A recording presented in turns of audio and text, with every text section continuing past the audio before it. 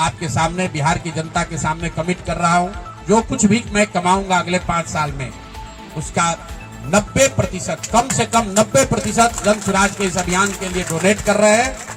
यही नहीं, पिछले 20 बरस में मैंने अपने द्वारा अर्जित की गई जो भी मेरी चल अचल संपत्ति है, मैंने अपने परिवार के लिए दिल्ली में एक घर को छोड़कर बाकी सारी संपत्ति को जन स्वराज के इस अभियान के लिए डोनेट कर रहा हूं।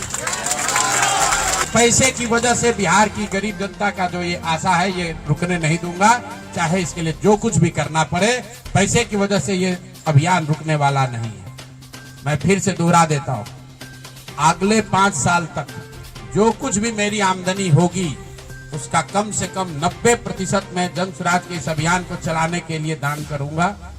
और दूसरा, पिछले 20 वर्ष में जो कुछ भी मैंने कमाया है, मेरी जो चल अचल संपत्ति है, उसमें एक अपने परिवार के लिए घर को छोड़कर बाकी सब कुछ जरूरत के मुताबिक जन स्वराज को डोनेट कर दिया जाएगा। इसके साथ ही मैं आपके जरिए बिहार की जनता से, जन स्वराज से जुड़े हुए लोगों को ये आह्वान करना चाहता हूँ, आप भी संकल्प लीजिए। हम अपना 90% दे रहे हैं, आपसे 10% भी नहीं मांग रहे, लेकिन आज से जन स्वराज से जुड़ा हुआ हर व्यक्ति, बिहार को इस मिट्टी से प्रेम करने वाला हर व्यक्ति, आप चाहे किसी दल के हो, किसी विचार के हो, कोई भी काम करते हो, एक मदद कीजिए अपने राज्य के बेहतरी के लिए, सुधार के लिए, व्यवस्था परिवर्तन के इस अभियान के लिए। कम से कम 1000 रुपया जरूर आप डोनेट कीजिए। 1000 रुपया जन स्वराज को जरूर दीजिए।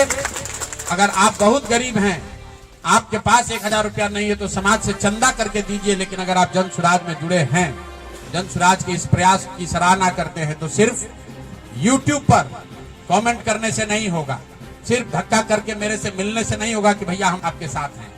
अब 1000 रुपया का कंट्रीब्यूशन आपको करना है।